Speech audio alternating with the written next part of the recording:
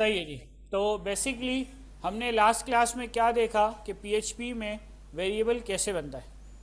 ठीक है जी। और दूसरी चीज़ हमने ये जाके देखी कि पीएचपी में हमारे पास क्या, अब इसके ऊपर वो काम हुआ है, यानी कि एरर हैंडलिंग का काम हुआ है। एरर हैंडलिंग का काम किस तरीके से हुआ है कि मैंने जब इसमें मैं काम कर रहा था तो मेरे पास एक मसला ये आ गया था कि कैटेगरी को वो उठा के डेटाबेस में नहीं डाल रहा था। तो उसमें मुझे प्रॉब्लम आ रही थी। तो मैंने जब दोबारा से देखा और एरर हैंडलिंग की तो उसने फिर एरर तरीके से प्रिंट करके दिया। तो इसमें ये सारी आपके पास चीज़ें मौजूद हैं। ठीक है जी। तो हम पहले बेसिक पीएचपी का सिंटेक्स समझते हैं कि पीएचपी का बेसिक सिंटेक्स क्या होता है। ठीक है, उसके बाद हम इसकी जीयूआई की तरफ आते हैं। ठीक है जी। तो मुझे टेम्पलेट कब तक बना के दोगे? वो तो तुम लोगों का विजन का है ना। हाँ तो ठीक है, वो मेरे साथ शेयर करना, फिर हम उसको इंटीग्रेट करते हुए पीएचपी पे काम करेंगे। मतलब नो, नेट से नहीं निकालना है, नेट से नहीं निकालना है बेटा। हाँ यहाँ से चाहिए, नेट से तो मैं, हाँ ई प्रोजेक्ट का दे सकते हो। देखो उसमें पता है क्या फ़ायदा होगा, आपने खुद ने काम किया हुआ है। ऐसे तो फिर मैं आपको इस टेम्पलेट पे भी काम करवा दूँ, फ़ायदा नेट से नहीं निकालना है। अपना टेम्पलेट होगा ना, आपको पता होगा सर यहाँ पे ये काम हुआ है। क्योंकि अगर मैं पीएचपी का कोड करूँगा और टेम्पलेट बिगड़ गया ना तो आप उसको सही कर सकते हो, क्योंकि आपका बनाया हुआ है। ठीक है जी। मुझे क्यों टाइम लगा इस प्रोजेक्ट को बनाने में कि मैंने ये कर दिया कि नेट से उठा दिया। अगर मैं इसको खुद बनाने जाता ना तो ये फिर भी इतना टाइम नहीं लेता। तो इसीलिए कह रहा हूँ एडमिन पैनल में आपको ये वाला दे दूंगा। ठीक है, एडमिन पैनल आपको मैं ये खुद ही दे दूंगा, आप इस पर एक्सेस करके काम कर लेना। लेकिन आपने जो काम किया है ना वो दो। ठीक है जी। उसमें कैरोजल वगैरह सब चीज़ें, फिर ये सारा काम हम डेटाबेस से उठ करेंगे। आप लोग दो जो भी वेबसाइट देखते हो उस पर प्रोडक्ट अपडेट हो रहे होते हैं ना, तो वो कैसे अपडेट हो रहे होते हैं। ठीक है जी। तो ये सारी चीज़ें हम जो है वो आपको मैं आपको खुद ही करवाता जाऊँगा। क्लियर है? तो मैं आपको ज़्यादा बोर नहीं करना चाहता कि बेटा आज हम लूप पढ़ेंगे, आज हम इफेल्स पढ़ेंगे, वो सारी चीज़ें हम पढ़ेंगे। लेकिन हम जितना इसको जीयूआई बेस काम करेंगे ना, प्रोजेक्ट बेस काम करेंगे, उतना हमें मज़ा आएगा। ठीक है जी। तो मुझे अगली क्लास में तुम लोगों का मॉड्यूलर है। अरे हाँ, आज तो प्रैक्टिकल भी है, पेंडिंग प्रैक्टिकल है, याद आया। चलो वो लेता हूँ, लेकिन वो क्लास के बाद है। 3 बजे वाली क्लास में यहीं पे बैठ के देना है, सर उमर की क्लास में। अच्छा जी। अब पीएचपी के सेशन नंबर 3 की तरफ जाते हैं और देखते हैं कि पीएचपी हमारे साथ बुक में क्या हमें सिखाती है। तो यहाँ पे मैंने लगाया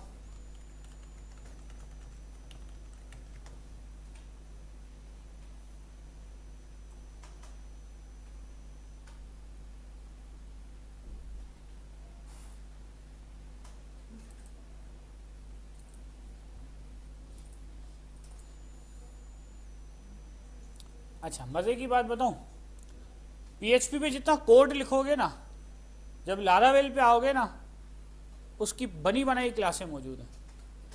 ये फ़ायदा है।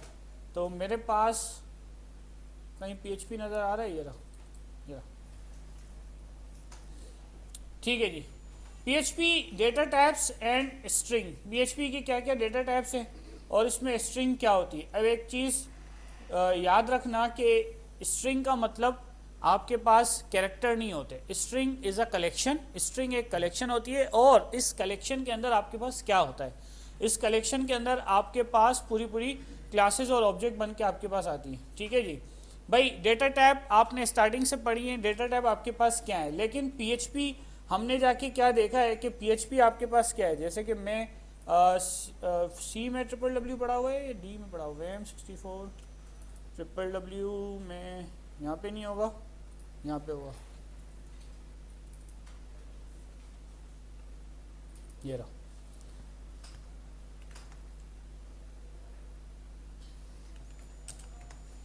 ठीक है जी। अब देखो पीएचपी एक लूजली टाइप लैंग्वेज है। लूजली टाइप का मतलब ये है कि इसमें लिखना नहीं पड़ता आईएनटी या कुछ भी। इसमें सिंपल आपको क्या लिखना पड़ता है, इसमें आपको जाके लिखना पड़ेगा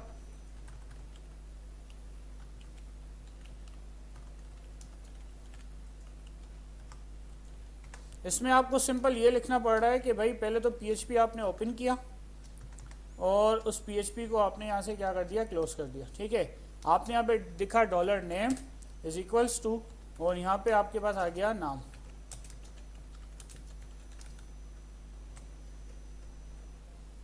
ठीक है जी।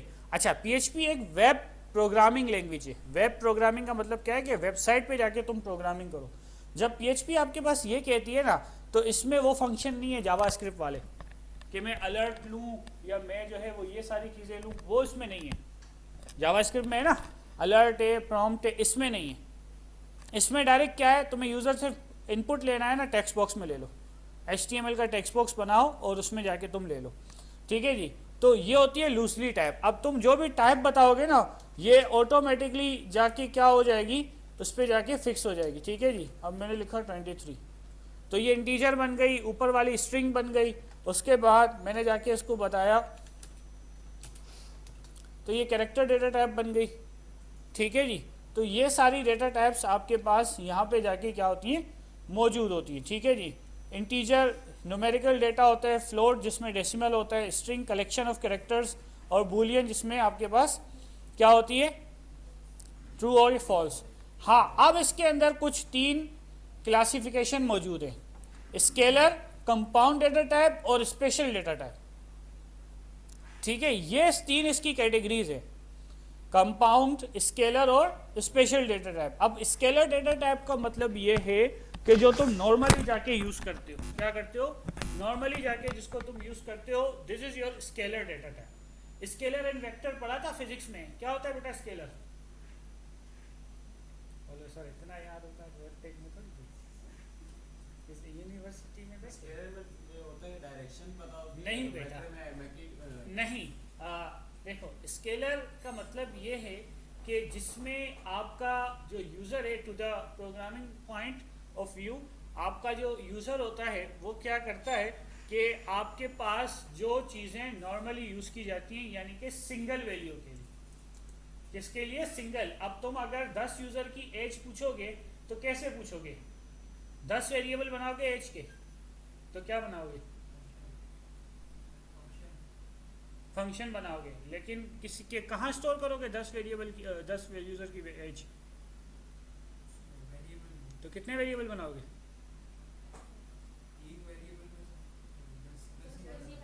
10 बनेंगे ना बेटा। ठीक है जी। तो कितने वेरिएबल बने, 10। तो स्केलर का मतलब होता है सिंगल वैल्यू होल्ड करने के लिए। फिर हमारे पास आते हैं कंपाउंड डेटा टाइप। अगर मुझे 10 वेरिएबल यूजर की एज उठानी होगी ना, तो मैं एरे बनाऊंगा। क्या बनाऊंगा, एरे बनाऊंगा। यानी कि मैं जाके क्या कर रहा हूँ कि फंक्शन बना के भी उसके अंदर एक एरे डाल दूंगा, जिसमें सेम डेटा टाइप होगी और सेम पर्पस होगा। अगर मैं तुम लोगों को बोलूँ अपनी अपनी एज बताओ, तो सेम पर्पस हुआ ना। ठीक है जी। सिर्फ क्या फ़र्क आएगा कि तुम सबकी एज डिफरेंट होगी, किसी की 20, किसी की 18, किसी की 15, किसी की 21, इस तरीके से। और स्पेशल डेटा टाइप क्या होती है, नल या रिसोर्स। अब PHP में नल का मतलब एम्प्टी नहीं होता बेटा। नल का मतलब ये है कि क्या उसको वैल्यू मिली या नहीं मिली।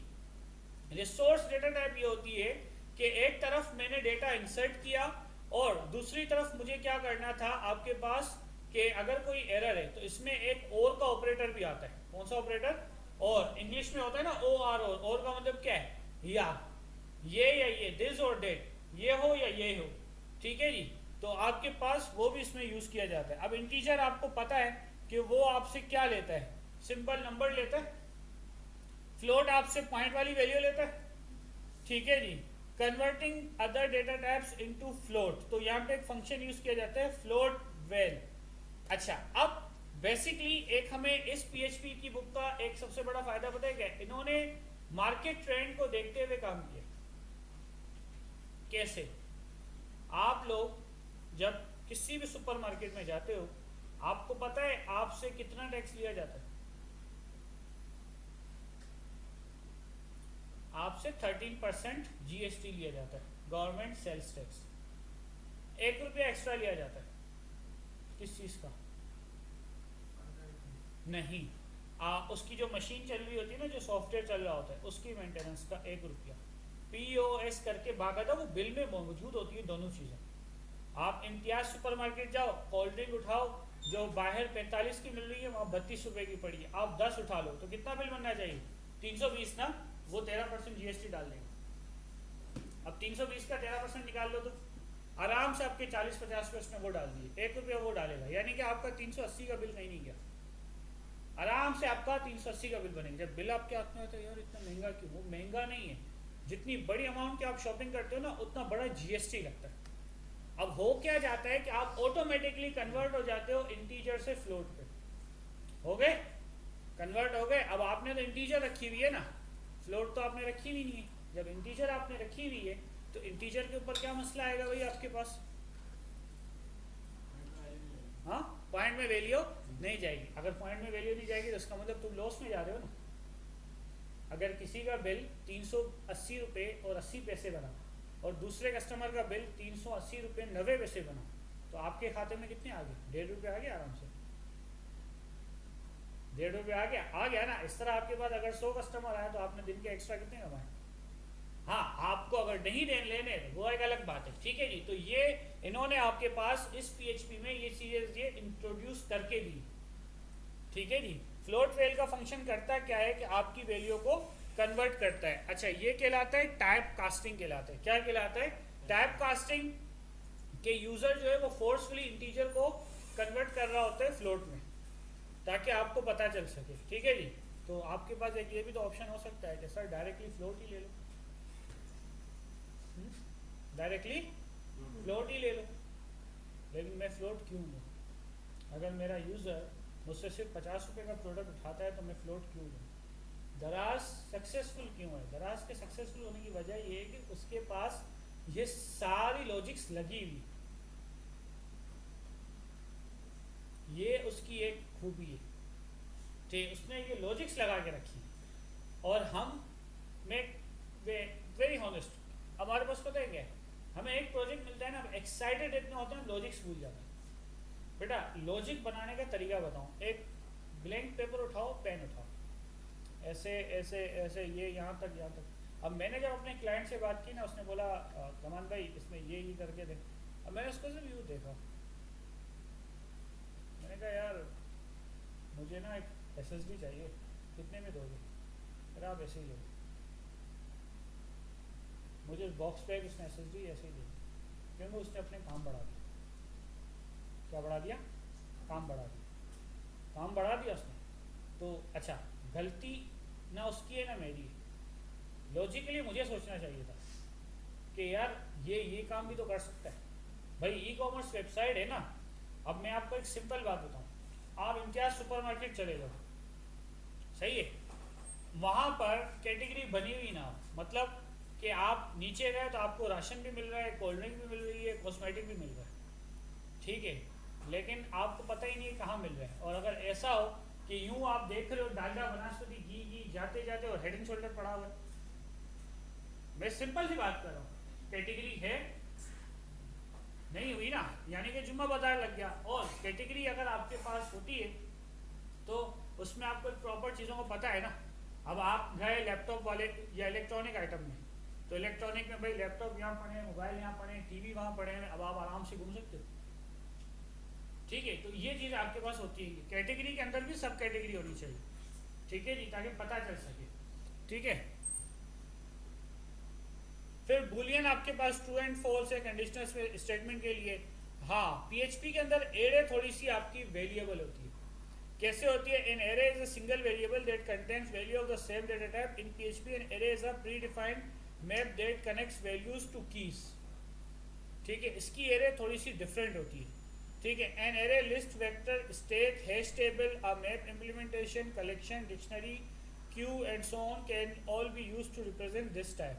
यानी ये सारे एरे में आपके पास यूज़ किए जाते हैं। एरे एक language construct can be utilise to create an array. Array का आपके पास इसमें फंक्शन मौजूद है, ठीक है। इसमें 3 तरह की एरे होती हैं, इंडेक्स्ड, एसोसिएटिव और मल्टी डायमेंशनल। इसके अंदर एरे थोड़ा सा बिल्कुल डिफरेंट है, ठीक है जी।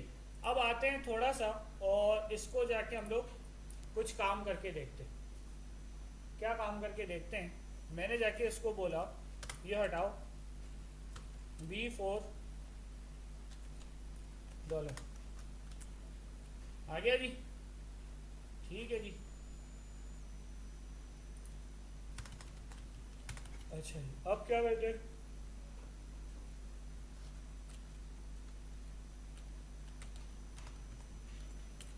B4 -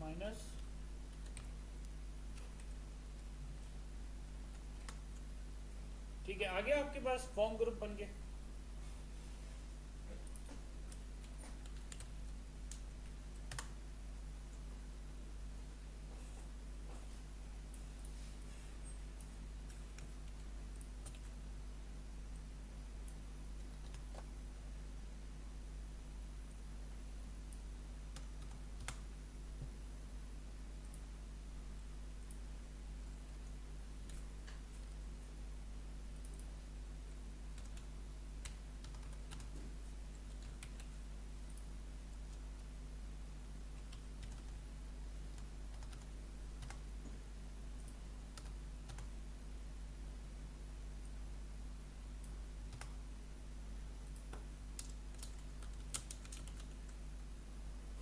ये इतनी चीज़ें क्यों दे देता है ये बुलशिट।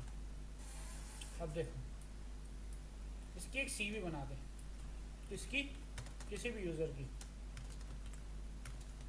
कितनी चीज़ें होती हैं सीवी में? फुल नेम,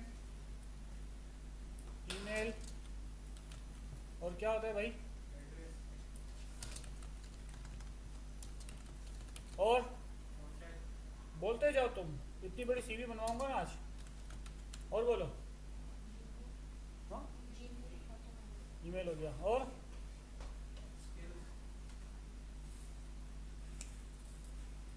करेक्ट हैं, वालिद साहब का नाम, वो तो फुल नेम में दे दिया। अब ये तो एक जस्ट सैंपल बना रहा हूँ, सीवी तो आप मुझे खुद बना के देंगे ना, ठीक है जी। अब सबसे पहले मुझे जाके करना क्या है, मैं वेरिएबल्स को जाके यहाँ पे क्या करूँगा, शो करवाऊंगा। क्या शो करवाऊंगा? वेरिएबल और उसकी डेटा टाइप को जाके क्या करवाऊंगा, शो करवाऊंगा, ठीक है जी। Input type text name. अच्छा, व्हाट इज दिस? नेम का एट्रीब्यूट क्या करता है? इस चीज को मैंने बता दिया था, दोबारा बताता हूँ। It is your variable name, जो कि आपके टेक्स्ट बॉक्स को आइडेंटिफाई करवाता है। क्या करवाता है? टेक्स्ट बॉक्स को आइडेंटिफाई करवाता है, ठीक है जी। कैसे आइडेंटिफाई करवाता है भाई? मैंने जाके यहाँ पे लिखा नेम, तो नेम को जाके मैंने यहाँ पे दे दिया एफ नेम, फुल नेम, यानी कि अब इस टेक्स्ट बॉक्स का नाम क्या है, एफ नेम है, ठीक है। उसके बाद तुम्हारे पास मैंने यहाँ पे दे दिया यू ईमेल, और इसको मैंने जाके दे दिया यूज़र एड्रेस, और इसको जाके दे दिया यूज़र कॉन्टेक्ट। बेटा एक बात याद रखना कि ये जो नाम आप दे रहे हो ना, ये यूनिक होने चाहिए। यूनिक का मतलब क्या है कि इसके जैसा डुप्लीकेट मिलता जुलता ना हो, यानी कि आपने यहाँ पे एफ नेम लिखा हुआ है ना, और यहाँ पे प्लेस होल्डर फुल नेम में दिया हुआ है, तो कोशिश ये करना कि कभी इसको और इसको सेम नहीं कर देना। अक्सर बच्चे ये गलती करते हैं। भाई ये वेरिएबल का नाम है, किसका नाम है ये वेरिएबल का नाम है। किसका नाम है? वेरिएबल का नाम है, ठीक है जी। और फॉर्म में और क्या चीज़ होती है आपके पास? इनपुट टाइप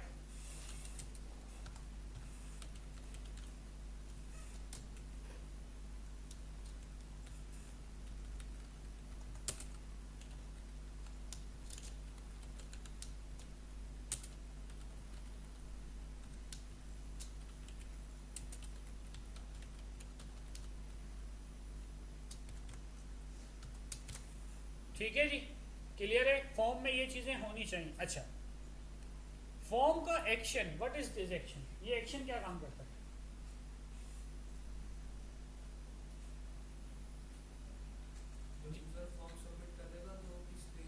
किस पेज पे रीडायरेक्ट करेगा, ठीक है। अच्छा, सबसे पहली बात बताऊं कि मैं तो चलो यहाँ पे आपको इसी तरह एक ही पेज में HTML और PHP करवा रहा होता हूँ। वैसे रूल ये नहीं है, रूल ये है कि आपकी PHP की फाइल्स बिल्कुल अलग हों और HTML की फाइल्स बिल्कुल अलग हों, ठीक है। तो ये रीडायरेक्ट कैसे करता है कि जो एक्शन का एट्रीब्यूट है ना, यहाँ पे आपने लिख दिया data types and strings dot PHP, ठीक है, कि यूज़र इस पेज पे जाएगा। अब यूज़र तो सेम पेज पे ही मौजूद है, लेकिन फिर भी इसको PHP का पाथ देने बताने हैं, क्योंकि मैं इसी पेज पे जाके क्या लिख रहा हूँ, PHP लिख रहा हूँ। क्या लिख रहा हूँ?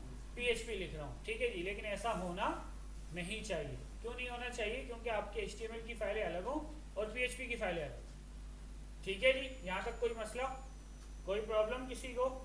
सही है जी। अब मैं यहाँ पे वापस आता हूँ, और वापस आने के बाद मैंने जाके क्या किया, यहाँ पर PHP बना दी। अच्छा, PHP कहीं भी बना सकते हो, उसकी कोई कैद नहीं है ना। यहाँ पे भी बनाना चाहो ना तो बना सकता हूँ, खुल गया PHP का डब्बा, बस इसमें काम करते जाओ। क्या करते जाओ? काम करते जाओ। ठीक है जी। आजकल आपने देखा होगा ना कि इंटरनेट पे डायरेक्ट CV जनरेट होती है। टेक्स्ट फील्ड डालते जाओ, एंड में सबमिट करो तो कहेगा इतने डॉलर दो CV के लिए। सिंपल है, वो है। क्यों है? उसकी एक वजह होती है कि भाई एक बंदा आपसे जब इतना मेहनत करवा रहा है तो आपसे कुछ ना कुछ तो वो आउटपुट पे लेगा ना। सही है जी। तो अच्छा, मजे की बात बताऊं, उसका भी एक जुगाड़ होता है। जुगाड़ पता है क्या? आप अपने स्क्रीन की रेजोल्यूशन को जो है ना कम कर दो। रेजोल्यूशन कम हो जाए, F11 प्रेस करो और जो CV आपकी बन के आई है ना उसका वो ले लो, स्क्रिप्ट टूल ले लो, तो वो CV भी आप ले सकते हो। कार्ड्स आ जाऊँगा। अकबर अली,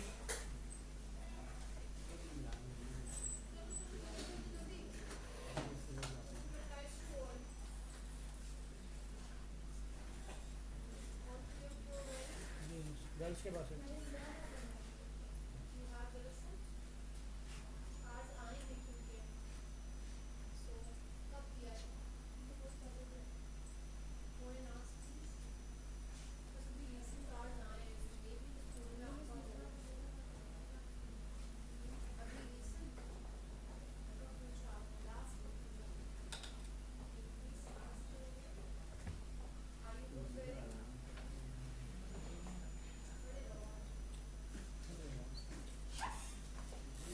लास्ट क्लास में मैंने कहा था ना, क्यों नहीं पहनते हो गार्ड?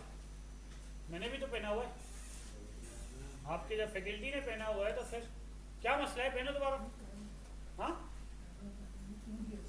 इधर देखो भाई, इधर इधर। हाँ, खड़े रहिए। ठीक है जी। अब मैंने PHP ओपन की। अब देखो आपके पास सबसे पहली बात होता क्या है कि आपको ये सारी टेक्स्ट बॉक्सेस की वैल्यूज वेरिएबल में उठानी है। ठीक है। अब मैंने यहाँ पे एक वेरिएबल बनाया डॉलर।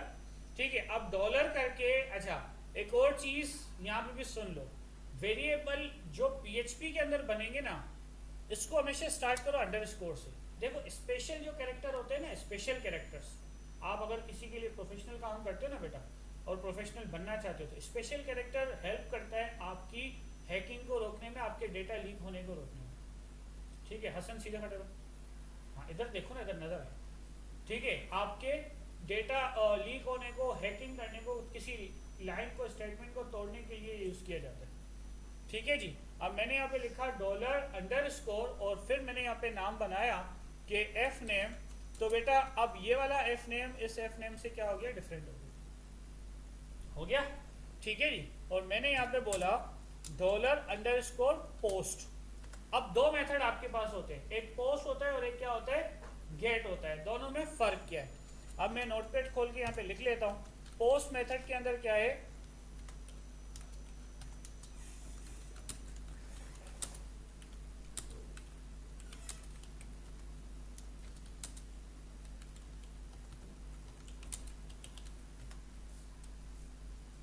ये पोस्ट है। गेट क्या है?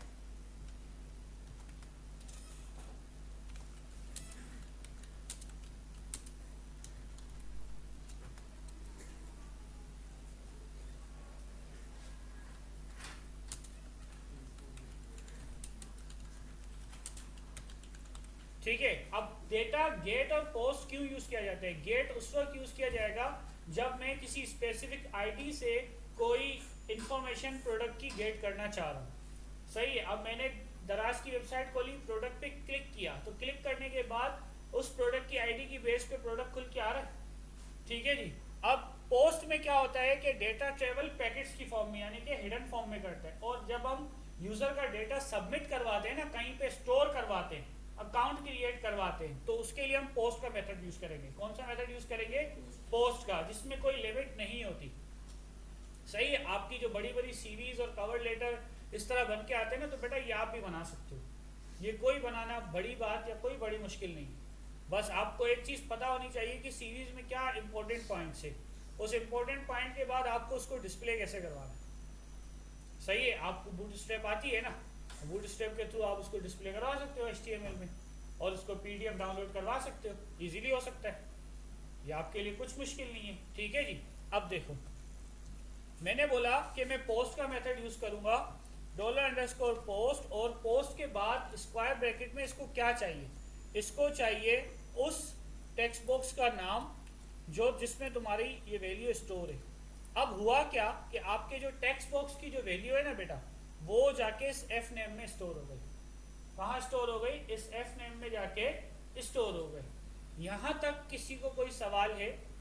सर ये आपने एफ नेम में जो सेव करा ये हमें शो नहीं होगी कौन सी ये? जी पोस्ट में। ये यूजर को शो नहीं होगी, ये जो एडमिन होगा या ओनर होगा उसको डेटाबेस के अंदर शो होगी, सही है, लेकिन ये यूजर को शो नहीं होगी। क्लियर है बेटा? कोई मसला, कोई प्रॉब्लम? ईशर बेटा समझ में आ रहा है? ठीक है जी। अच्छा, उसके बाद फिर मैंने बताया डॉलर अंडरस्कोर। अच्छा, अंडरस्कोर का एक फायदा है, देखो ये जो अंडरस्कोर मैंने लगाया ना बेटा, ये मैंने नहीं लगाया, पीएचपी भी इसको रिकमेंड करता है, ठीक है जी। उसके बाद मेरे पास दूसरा वेरिएबल क्या नाम था? You email.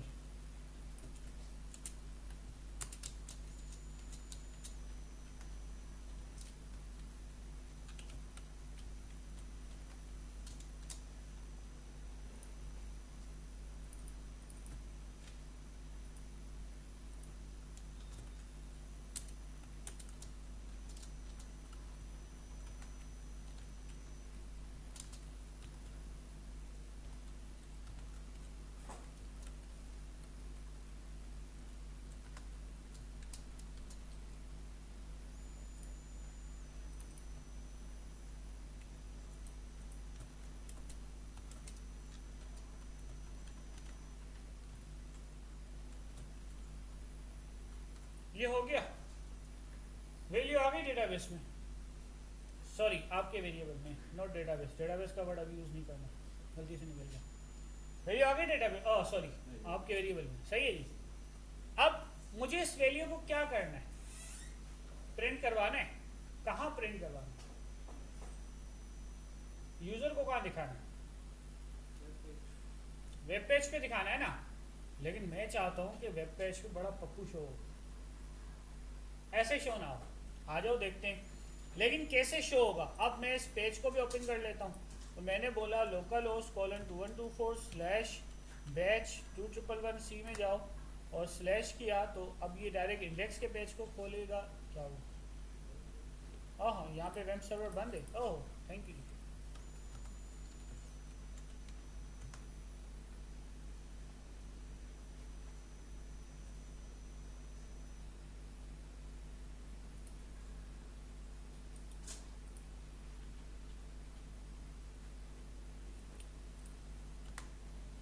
ठीक है, देखो इंडेक्स के नाम से जो फाइल होगी ना उसको डायरेक्ट इसको एक्सेस करेगा, ठीक है जी। तो हम एक छोटी सी चेंजेस ये कर लेते हैं, इसको इंडेक्स की जगह पे इंडेक्स बंद कर देते हैं, ताकि अब हम इसको रिफ्रेश करें ना तो हमें सारी चीज़ें दें, ठीक है जी। हाँ थैंक यू जी, यही दिखाना था। व्हाट इज द, ये क्या कह रहा है? Undefined index F name, undefined index U email, undefined index, undefined index. इन इस एरर का मतलब होता है कि ये वेरिएबल इसको गेट नहीं कर पा रहा, सही है, ये वेरिएबल इसको गेट नहीं कर पा रहा। कैसे गेट नहीं कर पा रहा?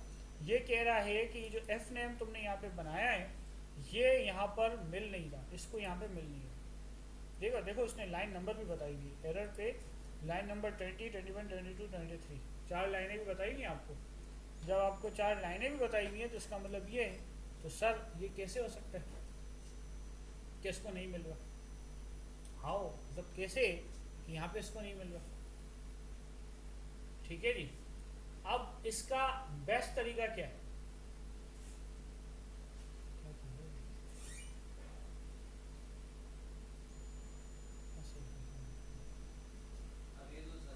हाँ सही से समझ गया जी मिस। ताबिश तो आउट ऑफ द सिटी है मिस, उससे मेरी बात हुई थी। राहिल अंजुम, ताबिश ऑनलाइन भी नहीं है और वो आउट ऑफ द सिटी है। ये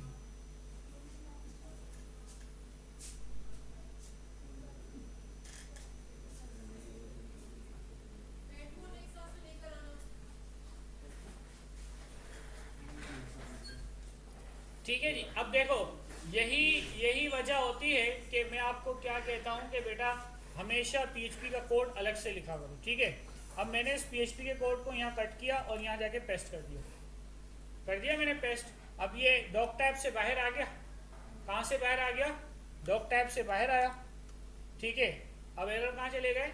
लाइन नंबर 3, 4, 5 और 6 पे चले गए, ठीक है जी।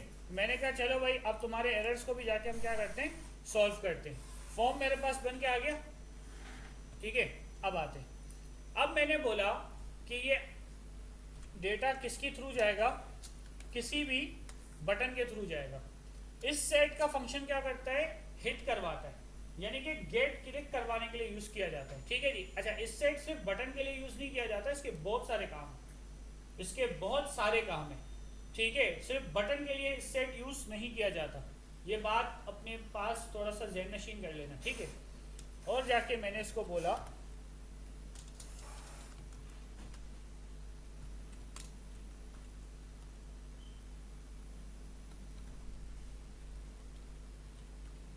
और $_पोस्ट में मुझे बटन का नाम चाहिए। अच्छा, इसको नाम ही नहीं दिया।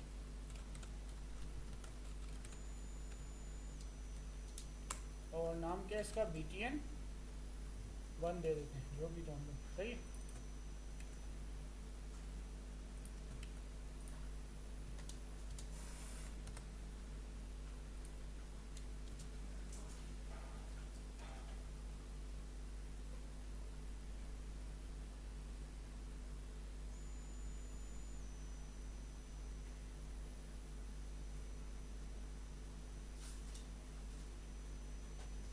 ठीक है जी। और उसके बाद मैंने क्या बोला कि अगर तुम्हारे पास ये जब बटन क्लिक हो तो क्या हो? तुमने सारी वैल्यूज़ को जाके क्या कर लिया? उठा लिया। वैल्यूज़ उठाने के बाद उसके बाद तुम्हारे पास जाके क्या हो कि ये वैल्यूज़ मुझे प्रिंट करवानी है। क्या करवानी है? प्रिंट करवानी है, ठीक है जी। तो मैंने जाके इसको बोला एको करवाओ क्या? $।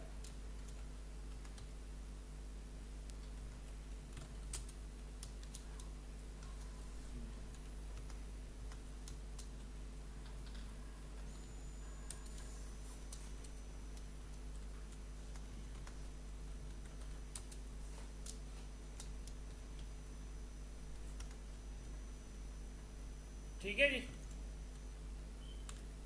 गए एरर, चले गए, ठीक है। अब डालते हैं इसका नाम, राजा मोहम्मद उमर। ईमेल बताओ तुम्हारी।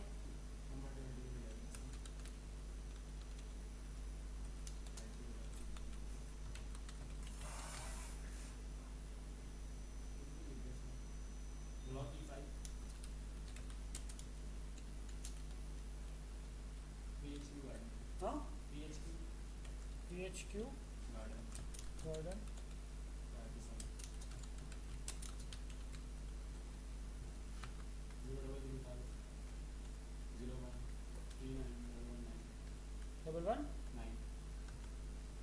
ठीक है जी। आ गई वैल्यूज?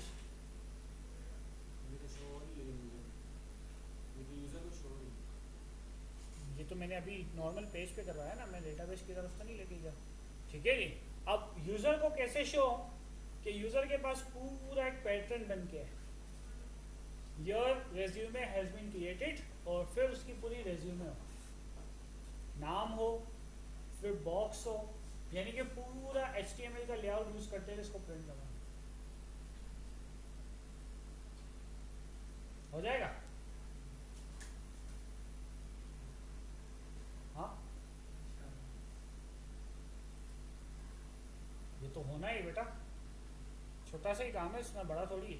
देखो, आधे से ज़्यादा काम तो मैंने आपको करके दे दिया, आपको क्या करवाना है? इको करवाना है ना। क्या करवाना है? इको करवाना है, और कुछ थोड़ी करवाना है। हाँ, अगर आप ये चाहते हो कि ये अलग पेज पे जाए तो उसका तरीका क्या होगा कि आप जाके इस PHP के कोड को अलग लिखोगे। ये आप सबका असाइनमेंट है, PHP का असाइनमेंट नंबर 1, कि आपको CV बनानी है और उस फॉर्म को आपको भर देना है, ठीक है। उसमें आपको सारी चीज़ें रखनी है, जेंडर भी रखना है, ड्रॉप डाउन, सिलेक्ट लिस्ट भी रखनी है कि किस शहर से हो, कहाँ से हो, प्रॉपर एक फॉर्म डिज़ाइन डिज़ाइन करना है और उस फॉर्म को जाके आप प्रिंट करवाओगे विद HTML। अब HTML कैसे प्रिंट होगा ये देख लो, ये इको है, ठीक है जी, इन्वर्टेड कॉमा डाला और डॉट लगाया। डॉट का ऑपरेटर क्या करता है, कॉन्कैटिनेशन करता है PHP में, ठीक है जी। और यहाँ पे मैंने क्या खोल दिया, H1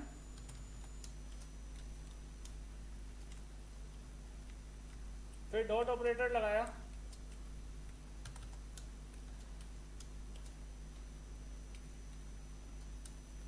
ठीक है जी।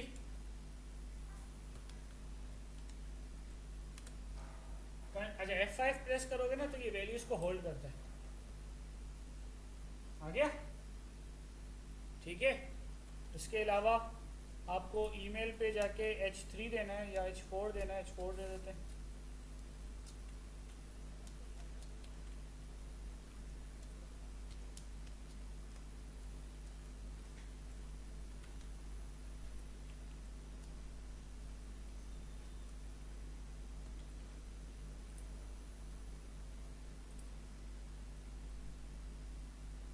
तुम इतना लेट और मैं अब किसी को अलाउ नहीं करूँ, आ गया। यहाँ तक कोई प्रॉब्लम, कोई मसला? ये रहा हो रहा है, इको में आप करो, सब कुछ हो जाएगा। ये इको के अंदर आप कर सकते हो इन्वर्टेड कॉमा में।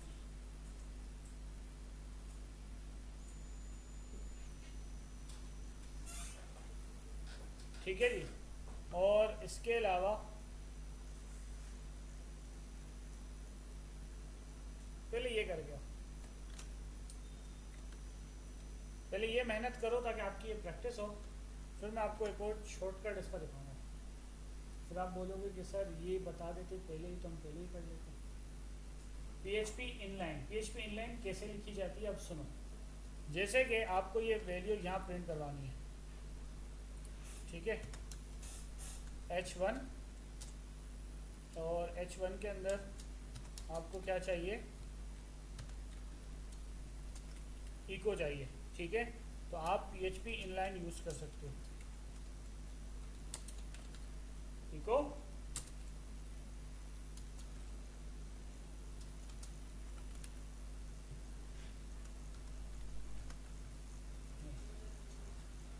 सही है।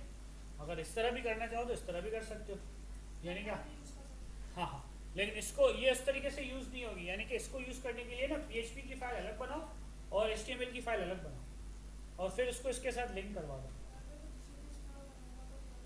हाँ हाँ, इजीली बन जाएगा। बस आपको क्या करना है, इस फॉर्म के अंदर एक्शन क्या पास करना है, ठीक है, तो वो आपके पास इजीली बन जाएगा। सही है जी, क्लियर है। आ गया राजा मोहम्मद उमर नीचे, ठीक है, कोई इशू, कोई मसला? तो अब मैं आपके ऊपर छोड़ता हूँ, मैं अपनी तरफ से फील्ड्स नहीं दे रहा, मैं दूंगा तो बहुत बड़ी चीज़ बनेगी।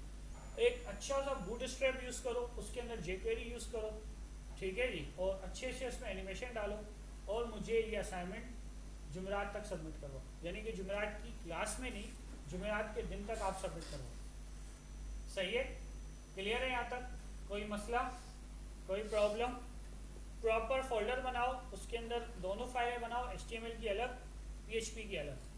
दूसरी बार सुन लो, HTML फाइल अलग बनाओगे, PHP की एक्सटेंशन अलग बनाओगे। HTML के अंदर फॉर्म के अंदर एक्शन के अंदर अपनी सिर्फ फाइल का नाम लिखोगे .php करके, सही है जी। और फिर आपको डेटा कहाँ भी शो करवाना हो आप करवा सकते हो। यहाँ तक कोई मसला, कोई प्रॉब्लम?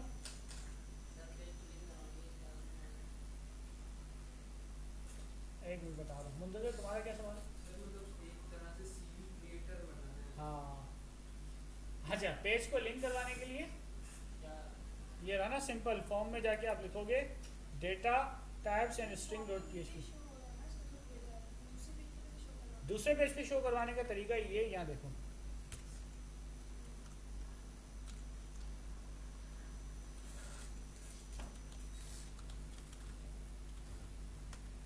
ठीक है, ये खोला,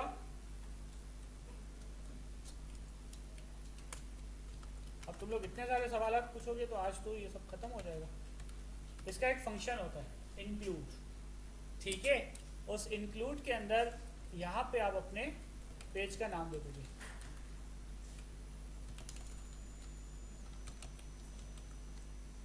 सही है, ये तुम्हारा बन गया पेज। क्लियर है जी। यहाँ पे आप क्या खोल दोगे, बॉडी का टैग। इसके अंदर आपको जो भी काम करना हो आप कर सकते हो। सही है, लेकिन PHP के एक्सटेंशन के साथ जो पेज बनता है ना, उसके अंदर ये HTML के इंटेलिजेंस नहीं देता, तो आपको ये सब लिखना पड़ता है। ठीक है जी, क्लियर है। तो ये आपके पास कुछ चीज़ें यूज़ की जाती है। ठीक है, इंक्लूड का मतलब क्या है कि उस पेज को लेके आओ। ठीक है, उस पेज को लेकर आओ। ठीक है जी, यहाँ तक कोई मसला? तो असाइनमेंट में क्लासरूम पे पोस्ट कर रहा हूँ सबको ये असाइनमेंट करना है। अगली क्लास में अपने कार्ड्स पहन के आना है। और तीसरी बात कि अभी मैं प्रैक्टिकल दे रहा हूँ, जिनका प्रैक्टिकल पेंडिंग है वो एक तरफ बैठ जाओ और बाकी स्टूडेंट अपनी प्रैक्टिस करते हैं। बल्कि एक मिनट, बुक का सेशन ख़त्म कर लेते हैं। ठीक है जी, छोटा सा ही है, ये पढ़ लेते हैं फिर ख़त्म करते हैं। अच्छा जी, फिर PHP के अंदर ऑब्जेक्ट क्या होते हैं? Objects are the instances of user defined classes that can store both values and function. Object के बारे में पता है, क्लास एंड ऑब्जेक्ट ऊप की बात कर रहा है ये। PHP provides std class as a generic empty class which is useful for adding properties dynamically and casting. In PHP object is a compound data type. Object क्या कहलाता है? compound data type कहलाता है PHP में। ये वाली slide आपके paper में आती रहती है। PHP के अंदर नल वैल्यू क्या है? The null type refers to variable with no value. ठीक है, अब यूजर ने टेक्स्ट बॉक्स में वैल्यू डाली या नहीं डाली। ठीक है, जावास्क्रिप्ट से तो हम चेक करवाते हैं ना, नॉट एम्प्टी टू नल ये वो, लेकिन PHP में हम ऐसे चेक नहीं करवाते। PHP बहुत ही इजी है, इसमें कोई रॉकेट साइंस नहीं है। बस इसमें आपको ये चीज़ें देनी है। अब ये जो असाइनमेंट दूंगा ना मैं आपको, ये अगर आपने कर लिया, देखो बेटा, गूगल नहीं करना, यूट्यूब नहीं करना, नहीं आए समझ में, जितना समझ में आता है उतना करना, मुझसे पूछ लेना, लेकिन मुझे कॉपी पेस्ट नहीं चाहिए। कॉपी पेस्ट करोगे ना, पता है क्या होगा, बाद में ही बोलोगे अच्छा यार यही सर ने बोला था। इसीलिए कह रहा हूँ, मेरा कोर्स फॉलो करो, तो आपकी वीडियो को फॉलो करो, लेक्चर को।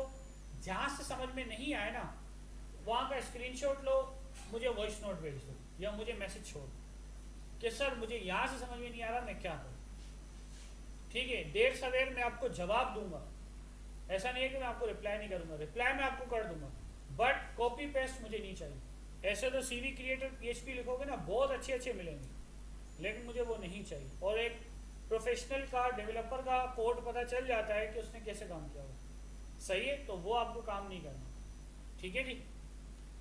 अच्छा, when a variable is created without a value, it is given the value null by default. Only the value null is permitted for the null type. Null type के लिए use की जाती है। Resource क्या चीज होती है? एक एक्ट्स एज अ रिपोजिटरी। अब ये रिसोर्स का मतलब क्या है? रिसोर्स का मतलब कि वो चीजें जो आप अपने पास पेजेस पे कॉल करवा दें। देखो PHP की वेबसाइट ऐसी नहीं बनती। PHP का तरीका क्या होता है कि उसमें वेबसाइट को ना डिवाइड किया जाता है, हेडर अलग, फुटर अलग, ठीक है जी, कनेक्शन की फाइल अलग, उस सबको हम कॉल करवाते हैं। अब वो कॉल करवाने के लिए आपके पास कुछ फंक्शन यूज़ किए जाते हैं, जैसे इंक्लूड है, रिक्वायर वंस है, तो ये चीज़ें आपके पास कॉल की जाती है। इससे फ़ायदा क्या होता है कि आपको बार बार अपने HTML के टेम्पलेट पे नहीं जाना पड़ता। आपने एक दफ़ा ये टेम्पलेट बना के रख लिया ना, उसको आप बार बार क्या करवाते हो? कॉल करवाते हो। क्या करवाते जाते हो? कॉल करवाते जाते हो। ठीक है जी। तो इसी तरीके से हमारे पास ये रिसोर्स फंक्शंस यूज़ किए जाते हैं। ठीक है जी। The function get resource type returns the resource type. A resource is a special variable, not a specific data type. ये एक आपका एक स्पेशल वेरिएबल है। जैसे कि PHP में आपके पास अगर हम कोई स्पेशल काम करते हैं ना, जैसे ये एरर हो गया, MySQL i_ क्वेरी हो गया, ये होते हैं रिसोर्स टाइप। ये आपको पूरी डिटेल उठा के दे देंगे कि तुम्हारा एरर कहाँ से आ रहा है, क्या आ रहा है और क्यों आ रहा है, इतना तक दे देंगे। ये इस तरह के एरर नहीं देते अनडिफाइंड, ये वो प्रॉपर तरीके से एरर लिखा होगा, बाकायदा पूरी प्रॉपर इंग्लिश में लिखा होगा। तो ये रिसोर्स टाइप्स होती हैं। ठीक है जी। आपको PHP में इतनी मेहनत नहीं करनी पड़ती। आपने पूरा कोड लिखा, एंड में जाके आपने लिख दिया MySQL i_error और उसको पास करवा दी कोई भी वैल्यू, वो पूरा एरर होगा तो पूरा दिखाएगा, नहीं होगा ना तो वो कुछ दिखाएगा नहीं, तुम्हारा पूरा प्रॉपर काम करके दिखाएगा। ठीक है जी। उसके बाद स्ट्रिंग के फंक्शन है, string length, word count, string reverse, string position, string replace या यूसी वर्ड्स। ठीक है जी, कि आपके पास ये सारे स्ट्रिंग के क्या क्या फंक्शंस यूज़ किए जाते हैं। पीएचपी में आपके पास नंबर्स मौजूद हैं, इंटीजर के अलावा नंबर एक आपके पास अलग चीज़ होती है जिसमें आप इंटीजर वैल्यू नंबर्स ही देते रहते हो। ठीक है जी, न्यूमेरिकल स्ट्रिंग्स। अच्छा, मैथ के कुछ फंक्शन आपके पास मौजूद हैं, पाई, मिनिमम वैल्यू, मैक्सिमम वैल्यू। ठीक है जी, उसके अलावा एब्सलूट वैल्यू, स्क्वायर रूट निकालना हो, राउंड का फंक्शन, रैंडम का फंक्शन। ये जो आपने पता नहीं कभी किया नहीं, कि मैंने ये एक्सपीरियंस किया है।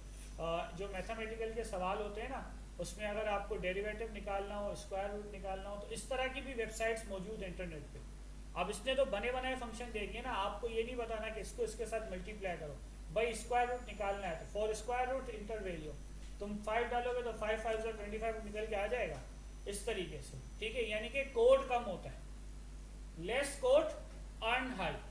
कोड कम करो, ज़्यादा कमाओ, इसमें ये फ़ायदा है। इसमें ये नहीं है कि तुम बड़ा बड़ा कोड करते जाओ, इसमें ये है कि आप कोड कम करो। पीएचपी का कोड हमेशा कम होता है इसमें।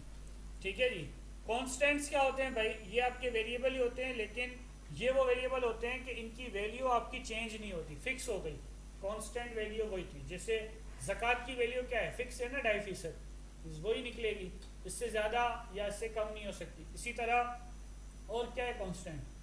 जीएसटी 13% कांस्टेंट है ना, कहीं से भी शॉपिंग करो जीएसटी तो लगना ही लगना है। ठीक है जी, और क्या होता है कांस्टेंट? हाँ हाँ, मतलब ये जो चीज़ें आपकी फिक्स्ड हैं, ये फिक्स्ड हैं, तो ये कांस्टेंट कहलाती हैं। ठीक है जी, तो ये भी इस तरह का भी अगर आप काम करना चाहो तो काम कर सकते हो। अच्छा, डिफाइन का आपके पास पीएचपी का फंक्शन है जो कांस्टेंट बनाने के लिए यूज़ किया जाता है। ये होते हैं मैजिक कांस्टेंट। ठीक है जी, there are 9 magic constants in PHP in which 8 magic constant start and end with underscore. ये रहा। ठीक है जी, डबल अंडरस्कोर से ये स्टार्ट होते हैं और डबल अंडरस्कोर से ये एंड होते हैं। ठीक है, इसका सबसे अच्छा तरीका ये होता है कि जब हम किसी प्रोजेक्ट पे काम करते हैं ना, तो इसमें फाइल आ गया। फाइल का काम क्या है कि तुम्हारी जो भी फाइल होगी, जहाँ पे तुम बोलोगे वहाँ पे मूव करवाएगी। ठीक है। अच्छा, पीएचपी में एक और अच्छी बात है कि ये फाइल को भी कन्वर्ट करेगा टेक्स्ट में, लेकिन फिर उसमें आपके लिए एक मसला हो जाता है। क्या मसला हो जाता है कि अगर कभी मेरा इंटरनेट सही नहीं चल रहा ना, तो इमेजेस लोड नहीं होती। ठीक है जी, तो ये एक छोटा सा आपके सामने पीएचपी का मैंने सेशन जाके बताया कि क्या चीज़ें। नेक्स्ट क्लास में हम फंक्शन, लूप, इफ एल्स, ये चीज़ें जाके देखेंगे। ठीक है, फिर हम इंशाल्लाह स्टार्ट करेंगे अपने प्रोजेक्ट पे काम करना। बेटा आप मुझे थीम कब तक भेजोगे? आप दिखा दो, बल्कि मेरे साथ शेयर कर दो, भेज दो, फिर मैं उस थीम को आपको पीएचपी में कन्वर्ट करना भी सिखाऊंगा। बेटा ये प्रोजेक्टर ऑफ कर दो।